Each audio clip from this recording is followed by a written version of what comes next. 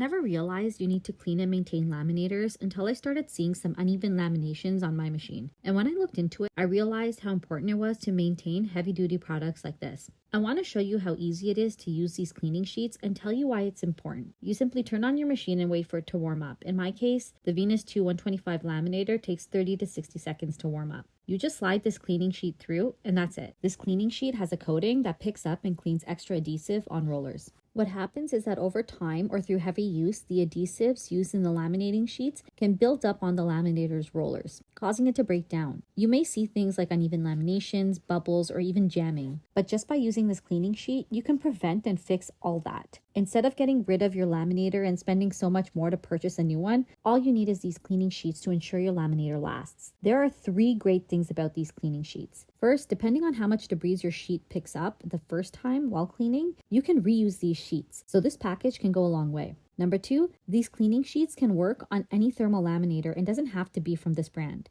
And number 3, these cleaning sheets can save you a lot of money in the long run. Overall, investing in cleaning sheets for your thermal laminator is a smart decision to ensure your laminator is always working at its best.